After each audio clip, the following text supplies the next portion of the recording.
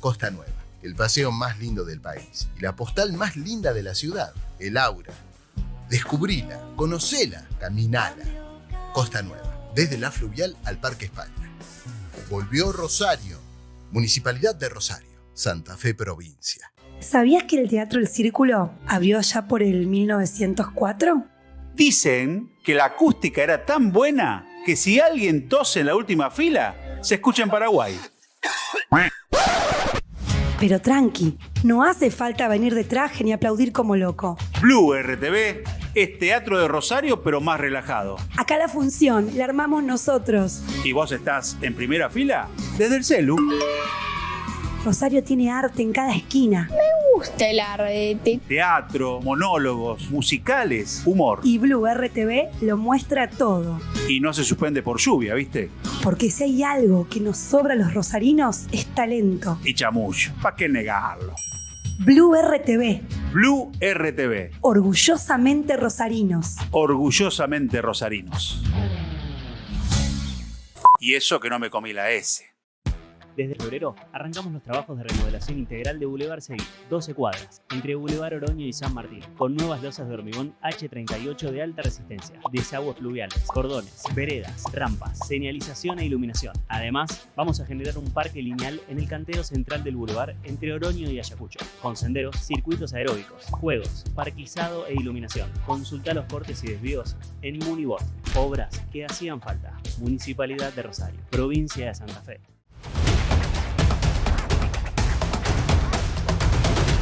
Muy buenas noches para todos.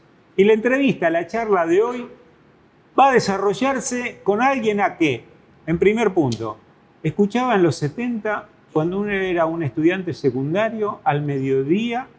Después me tiene que decir, confirmar bien si era así, porque no lo confirmé el dato en la previa charla. Sintonizábamos LT8, yo era un fanático del deporte y del fútbol, y ahí había una tira que se llamaba Los 10 puntos. Trascendió mucho esa tira. Y después hacía comentarios en los partidos, en los relatos. Eso por un lado. Pero además fue pionero de los periodistas que dieron el salto y se introdujeron con pasión, en este caso, a la política. Y no lo hizo ni en los 2000, ni en los 90. Lo hizo con el debut de la democracia, desde el 10 de diciembre de 1983. Radical, tan radical. Yo no lo sabía esto, porque ahí podemos ver un poco la beta familiar con la política. Pablo Andrés Lisandro Crivioli. ¿Es correcto? Así es. Gracias por venir, Pablo. No, gracias a vos por invitarme. Mucho gusto. Un gustazo. Placer. Un gustazo. El Lisandro viene por Lisandro de la Torre. Claro. Porque es así. Mi padre era la torrista. Ajá. No demócrata progresista, era la torrista. Sí. Que era una vertiente del Partido Demócrata Progresista. Sí. Que después se fue degradando, pero en su momento, en aquella época, cuando mi padre era joven, realmente de la Torre era una figura importantísima, no solo a nivel provincial, a nivel local, sino a nivel nacional también. Claro. Y bueno, por esa razón, él quería ponerme Lisandro, pero prevaleció el nombre de mi abuelo materno, Pablo, sí. Paterno, Pablo. El segundo nombre mío es por mi abuelo materno, Andrés, sí. Radical irigoyenista, sí. Y Lisandro por de la Torre, así que me llamo Pablo Andrés Lisandro. A Pablo Andrés Lisandro Crivioli. Mucho, ¿no? O bien los detalles que Pablo, además de haber sido funcionario de la recordada gestión, intendencia de Horacio Sandizaga, después fue concejal y fuiste presidente del Consejo Municipal. Así es. Yo fui director de Información Pública con Sandizaga. Sí. En abril de 1987 dejé la Dirección de Información Pública y asumí como secretario de Gobierno y Cultura, porque no había Secretaría de Cultura, había Subsecretaría de Cultura, que era como una secretaría o más todavía, porque estaba a cargo nada más y nada menos que de Rafael Yelpi. ¡Claro! Mirá vos, si yo le tenía que preguntar a Yelpi qué íbamos a hacer con la cultura. Bueno, el inventor de la fiesta de las colectividades. No solo de la Feria de las Colectividades, de un estilo, de una manera de hacer cultura y política en la ciudad de Rosario. El negro Yelpi fue, en mi modesta opinión, el mejor secretario de Cultura que tuvo la Municipalidad de Rosario desde 1983 a la fecha. Mirá vos, y lo despedimos porque partió físicamente el año pasado. Y Usandizaga partió físicamente en enero de este año, hace muy poquito. El 4 de enero falleció Usandizaga. Ajá. Ya estaba mal, en los últimos días estaba muy mal y finalmente murió en su casa acompañado por su familia. Y después murió su esposa, ¿no? Poco tiempo después, Ajá. hace no sé si menos de un mes, murió Cristina, su ex esposa, pero su compañera de toda la vida y la madre de sus 3 hijos. Así es. Escuchá, mira vos, él fallece a los 85 años el 4 de enero. Iba a cumplir los 86 en junio. En junio. Claro. Exactamente, cumplía 86 en junio. En junio. Te voy a mostrar algo que lo tenía previsto para después, pero que ya mencionaste, la visita del Papa, y estamos viendo en las pantallas algunas postales del intendente Usandizaga de aquella Mirá, época. con Hugo Mario Melo. Con Hugo Mario Melo. Ahora vamos a pasar el carrusel bien arriba. Vos fíjate, esta foto es del día que vino el Papa, ¿verdad? Y claro. Yo lo entrevisto en el monumento. Bueno, Y eso fue el año 86. 87. El Papa vino en 87. En el 87, porque el Vasco está enyesado. Y El Vasco tuvo un accidente, mejor dicho, él circulaba, manejaba Miguel Basaldera, que ahí lo veo, estaba con él, compañero de trabajo y de la vida, siempre, Miguel. Miguel manejaba, el Vasco iba de acompañante con Miguel, iban a un acto político un sábado a la mañana y una persona alcoholizada los chocó y el Vasco terminó en el hospital Clemente Álvarez en muy malas condiciones. Ajá. Tan es así que en principio creían que había muerto, se corrió la bolilla de que había muerto y eso produjo un shock. Claro. Bueno, Aparte estaba en la cima de la popularidad, no te pero olvides. no, estaba en un momento de... Que él arrasa en el 87 en la reelección. Sí, por supuesto. Bueno, antes de las elecciones fue eso. Ajá. Antes de las elecciones. Después gana las elecciones con una cifra que fue récord, y yo no sé si no sigue siendo récord teniendo en cuenta las proporciones. 232.000 votos sacó Horacio Daniel Usandizaga en el año 1987. Escucha, a vos, ¿quién te seleccionó? Obviamente, mira, estamos viendo una foto, ahora después la voy a pasar, donde apareces vos. Pero está bien. Escucha, a vos, ¿por qué te convoca Usandizaga para director de Información Pública, Bueno, su director desde el 10 de diciembre del 83? Es decir, asume la Nueva Democracia, asume Usandizaga y vos vos comenzás a ser funcionario municipal. Yo estaba militando ya en el radicalismo. Ajá. Desde 1982, cuando se empezaron a hacer las primeras afiliaciones, etcétera, etcétera. En el 83, fíjate lo que son las casualidades, se produce el mismo día una conferencia de prensa, por un lado Horacio Daniel Usandizaga, en un hotel de la ciudad, en la calle San Lorenzo, y por otro lado una conferencia de prensa de Aníbal Reinaldo. Ajá. Me llama Carlos Lorenzo, un ex dirigente del radicalismo, diputado provincial. Fue el decano de la Facultad de Derecho. Así es, decano de la facultad, el primer decano de la Facultad de Derecho. Me llama Lorenzo y me dice: te invito para que vengas a incorporarte al grupo nuestro, al equipo de trabajo y para que participes en la parte de prensa. Ajá. Digo, bueno, mira, no sé, déjame que lo piense. Yo estoy militando, pero no sé, tengo mucho trabajo. Yo en aquella época tenía realmente mucha actividad en la radio, mañana, tarde, noche, viajaba. Y por el otro lado me llama Lueve Altare. Sí. Y me dice: te invito para que vengas a la conferencia de prensa que hacemos con el Vasco hoy y te quedás con nosotros a trabajar. Bueno, lo pensé un rato, lo llamé a Lorenzo, le dije, mira, no voy a ir, voy a ser sincero, voy a ir a la conferencia de prensa que va a dar el Vasco, pero yo sin ninguna pretensión. Fui efectivamente, y cuando terminamos el Vasco me dice, ¿por qué no te quedás con nosotros, me das una mano? Yo ya lo conocía de Gimnasia y Esgrima, por supuesto, pero no mucho, lo conocía medianamente. Le digo, bueno, le digo, con todo gusto, me quedo a colaborar, pero mirá que yo estoy muy ocupado, no te hagas problema, vos lo que puedas nos viene bien porque nosotros tenemos un equipo muy modesto y no tenemos un mango, no tenemos plata. Bueno, perfecto. Era así, sí. Así fue, llegamos a las elecciones, gana el Vasco en una noche que... Frenética. A las 4 de la mañana estábamos reunidos en la casa de D'Ambrosio y el Vasco dijo, me voy a mi casa, perdimos. No, esa no la sabía. Sí, el Vasco a las 4 de la mañana dijo, me voy a mi casa porque perdimos. Pero había la información que teníamos en aquella época era muy precaria, ¿no? Claro. Pero el Vasco intuía que habíamos perdido porque se separaron a... Los medios eran muy precarios. Fue el apagón y por eso se dudó el famoso apagón. Si Bernal le ganó realmente y a Aníbal Reinaldo la gobernación. Y el Vasco dijo perdimos. Y el Vasco dice perdimos. A las 7:30 de la mañana nos convoca el Vasco a todos en su casa porque habíamos ganado. Y dice, bueno, era un grupo pequeño, D'Ambrosio, Altares, Raúl Sousa, bueno, un Basaldera, obviamente.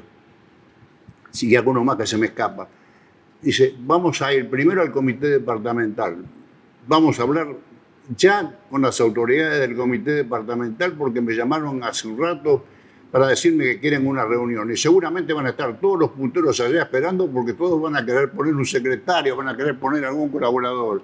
Bueno, fuimos allá, fue una reunión tumultuosa porque efectivamente todo, imagínate el apetito político que existía, las ganas de participar y algunos que querían aprovechar las circunstancias, naturalmente. Bueno, el Vasco le dijo, señores, gané yo, así que yo voy a decidir quiénes van a ser mis colaboradores. Y lo lamento, si ustedes me pueden hacer llegar a alguna lista, bueno, con mucho gusto yo voy a ver si puedo hacer algo, si puedo elegir o seleccionar alguno de los nombres que ustedes me arrimen, pero no les prometo absolutamente nada. El que va a decidir soy yo. Bueno, hubo una tensión, un clima. Nosotros éramos 4 o 5 contra 50 que estaban ahí en una sola habitación. Salimos de ahí. Sí. Y el Vasco tenía 2 compromisos, ir a Canal 5 y a Canal 3. Le dice, bueno, vamos primero a Canal 3 y después vamos a Canal 5. Fuimos a Canal 3, que estaba en la calle Dorrego, ubicado en la calle Dorrego. Dorrego y San Juan. Así es. Sí. Llegamos, lo recibió Goyán, le hicieron una nota, terminó la nota, salimos para ir a Canal 5 y cuando salimos me abre la puerta el Vasco y me dice, vos vas a ser mi director de información pública. Yo no tenía la más mínima intención de ser director de información pública. Había estado trabajando y colaborando, pero no pretendía absolutamente nada. Te doy mi palabra que no pretendía absolutamente nada. Yo estaba enfrascado en lo mío, en mi trabajo, en la radio, en todo lo que tenía, que era muchísimo, y me iba muy bien, por suerte. Le digo, Vasco, no puedo. Sí podés. Yo no puedo. Sí podés, dice, lo hablamos después. Salimos, fuimos a Canal 5, etcétera, etcétera. Me llaman a los 2 días a la casa y me dice, bueno, te doy por confirmado, sos el director de información pública. Vasco, te dije que no puedo aceptar. Tengo mil, además no me puedo desprender de todo lo que tengo, yo vivo de eso. No puedo asumir semejante responsabilidad de ser el director de información pública. Dice, mirá, te voy a dar un solo dato. Vas a ser el primer director de información pública de la Municipalidad de Rosario en toda su historia que no lo pone el diario La Capital. ¿Así dijo? Lo pongo yo y vas a ser vos. Tenías que ser. Escucha, en ese momento, el equipo deportivo del ET8, porque estamos hablando de una época gloriosa del ET8. Era la mejor época. Quique Pessoa a la mañana, con la mañana entera. Evaristo. Suriani. Suriani, Nasurdi. Daneri, el flaco. Y todo el equipo deportivo. Y ahí estabas vos. Caldiero era el relator y yo era el jefe de deportes. Chao. Era un equipazo. Chao. La teníamos, no quiero exagerar, pero entre el 60 y el 70% de la audiencia de la ciudad de Rosario y de la región. Síntesis. Sí. Insistió tanto, pero tanto, que fui a mi casa y le dije a mi mujer, le digo, mira, está pasando esto. Le digo, ¿qué hago? Dice, hacé lo que te parezca. Yo no tengo ningún problema. Lo que vos hagas me parece que está bien. Y bueno, acepté, claudiqué y empecé a trabajar con mucho esfuerzo porque tuve que dejar gran parte de lo que hacía en la radio y me quedé solamente con las transmisiones del fútbol durante un año. Al año dejé también las transmisiones del fútbol porque no me parecía, ni siquiera me parecía ético que yo trabajara de los dos lados del mostrador. Empecé, me enfrasqué, me metí de lleno en la política comunicacional, pero también en la parte política como militante. Y ahí me quedé. Claro. Y ahí fui, como te decía antes, director de Información Pública, secretario de Gobierno, 2 veces concejal y diputado provincial. Claro, ahí vamos.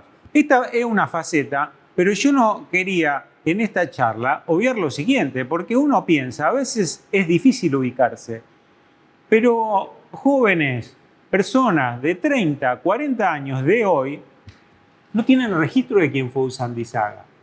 Y por ejemplo, uno ve ahora la costa, vi el otro día que lo mencionó Pablo, el recital de Fito. Uno dice, ¿cómo ha cambiado Rosario del 80 ahora? Porque lo que ustedes recibieron, Pablo, era una ciudad sin costa, donde el río Marrón no se apreciaba, y ahí empezó las primeras aperturas de calles y el patio de la madera. El gestor de todo eso fue el vasco Horacio Daniel Usandizaga. Claro. Él fue el precursor. Él tenía ya una visión de lo que era la ciudad, porque el vasco tenía una carrera brillante. A los 21 años fue abogado, a los 23 años fue concejal de la ciudad de Rosario. Del 63 al 66 fue concejal de la ciudad de Rosario. Así que tenía una cosmovisión de lo que era la ciudad. Si bien era de una ciudad del 66, no devastada como fue devastada como consecuencia del golpe militar, pero de todas maneras era una ciudad opaca comparada con la ciudad de Rosario que podemos comparar hoy. Hago un hito, hago una mención y una pausa para que tomes un poquito de té de hibisco porque te estoy haciendo hablar, Pablo, y acá todas las personas que vienen toman un poquito de té. Bueno, cómo no. La pausa la voy a hacer con una mención que tiene que ver con lo que luego vivimos y hoy disfrutamos en Rosario, que es lo siguiente.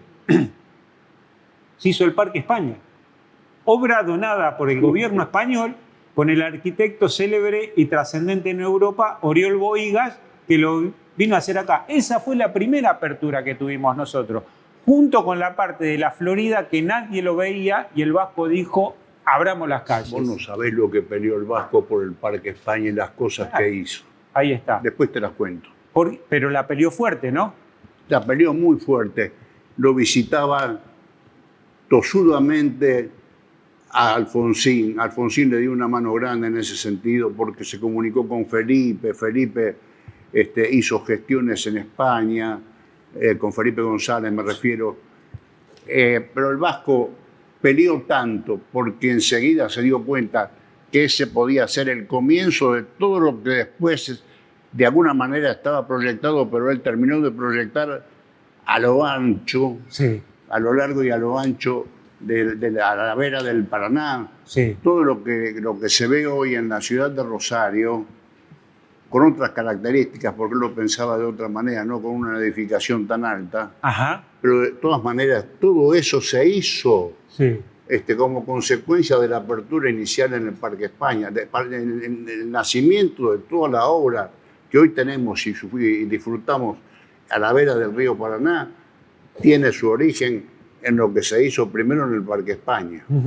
Después vino todo lo demás. Él abrió incluso la parte por atrás de la Florida, la parte esa estaba cerrado, estaba vedado, no se todo podía lo pasar. que es la zona de Escauriza. Él hizo toda la apertura Era esa. una ratonera eso, Pablo. Eso lo hizo él. Y era también. otra ratonera, pero acá viene el mérito de Caballero también, toda la zona de la costa donde estaban los galpones del ferrocarril, qué sé yo, a la altura de Dorrego, Balcarce, lo que hoy la avenida Wilrey. Bueno, no, por supuesto, porque Rosario después se acostumbró y tuvo la sana costumbre de que todos los intendentes que tuvimos siguieron una línea. Claro. Siguieron una línea en cuanto al planeamiento de la ciudad. Sí. Y fueron mirando todo lo que se había hecho y todo lo que había quedado por hacer y fueron avanzando en base a eso. Y lo hizo Caballero, lo hizo Wiener, lo hizo Lipchi, lo hicieron. Todos los intendentes de la ciudad de Rosario se han mirado en el espejo de Usandizaga en el 83. Claro, y ahora destaco de esta gestión el tema de que quedó unido prácticamente desde el Parque España hasta el Monumento a la Bandera, hasta la Fluvial. Todo ese playón y todos esos galpones reconvertidos para uso público completa ese plan. Que se compadece con el plan urbano, el director urbano de 1960, digamos. Claro, venía de ahí, pero Venía de ahí. el vasco estaba convencido que tenía que ser así. Claro. Hacia el norte, lo que se ha hecho, y hacia el sur, el puerto. Claro. Escucha, Pablo, tengo que hacer 2 PNT y hacemos los minutos finales de la charla. 2 PNT y 2 minutos. Dale, primer PNT, la esquina circular de Córdoba y Ovidio Lagos. Ahí está, la esquina Renault, plan rombo, cuota 0 durante el primer año. Y ahí está el Arcana, el Cardian, el Colio, ¿qué auto el Colio es? Y el Quid, que es el auto más económico del mercado argentino. Plan rombo circular, segundo PNT, qué rica charla que tuvimos con Pablo. A mí me gusta hablar mucho sobre la década del 80, del 90, del 2000 y demás. Sí, créditos Banco Municipal y el nuevo convenio con la provincia de Santa Fe, avalado por la Bolsa de Comercio de Rosario para pymes y para industriales que quieran ampliar su planta. Escucha, vos fuiste presidente del Consejo después en la etapa más brava del 2001. Sí. Tenemos que completar la visión precisamente desde el 2001 hasta acá. Recién hablamos de Usandizaga, Caballero y Wiener. Wiener abandona la ciudad, su intendencia en el 2003, es electo gobernador en el 2007. Del 2001, digamos, de los 2000 para adelante, la ciudad, para vos, ¿te ha conformado la dirección que ha tenido? Porque para mí Rosario es imponente, pero... Ha tenido ondulaciones. Ondulaciones, a ver. Ha tenido ondulaciones. La gestión de Lipchi continuó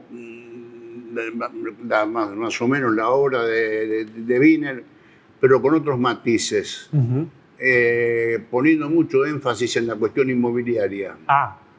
Esa es la impresión que yo tengo. Sí. Luego de Lipchi tuvimos a Mónica, sí. Mónica Feins.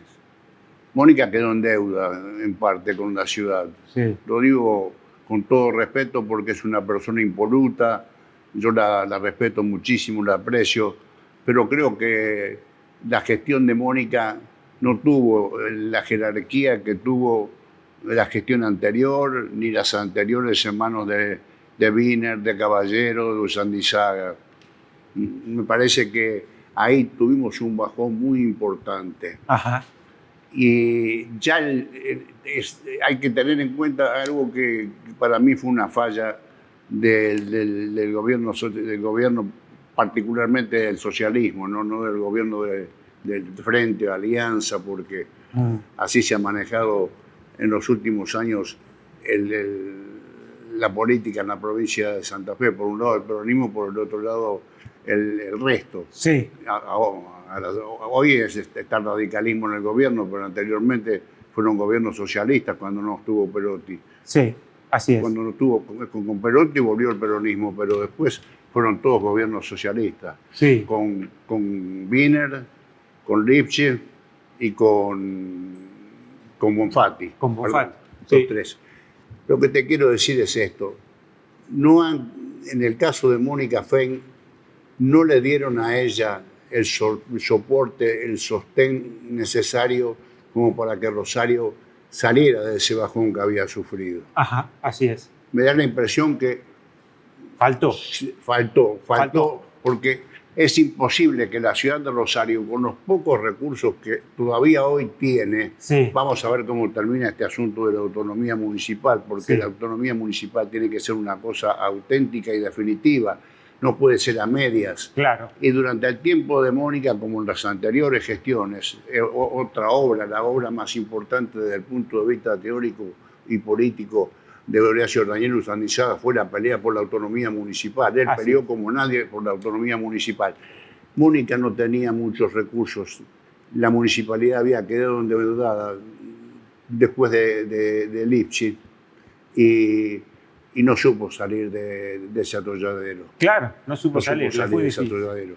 Sí. Y por último, bueno, y por último viene la gestión de Pablo, pero Pablo tiene la herencia recibida y además de la herencia recibida, el atenuante para mí, que lo digo cuando digo Pablo, digo también el gobierno provincial y digo el gobierno nacional, ¿no? Sí. De esa época. Cuando asume Pablo hace 6 años, estuvimos 3 años con pandemia. Sí. Llegó la guerra de Rusia con Ucrania y además hubo una gran depresión en el campo por una sequía. Y todo eso nos perjudicó inmensamente. Claro. Y no podíamos arrancar. Sumarle a eso el problema que significó el aumento impresionante, dramático, de la inseguridad en la ciudad de Rosario. Pablo, hicimos media hora de charla, riquísimo. Te agradezco mucho la visita. Me saqué unas ganas que tenía de invitarte, bárbara. Bueno, te agradezco yo muchísimo. Siempre es un placer estar en contacto con vos y por supuesto con la gente que te sigue, que te acompaña. Nos unen muchas cosas, incluido el maestro, el gran maestro que tuvimos.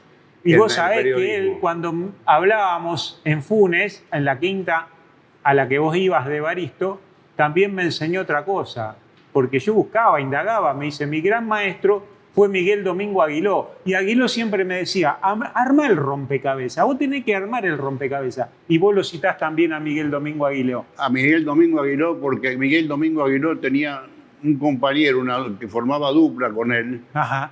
Un binomio, era Aguiló-Pacri. Claro. Pacri era mi padre. Bueno, tuvimos un maestro común, Evaristo. Gracias, Pablo. Un abrazo. Un abrazo, querido. Muy feliz de verte. Y hasta acá llegamos entonces, como cada martes y cada viernes en esta nuestra casa. Somos Rosario, los esperamos. Hasta entonces.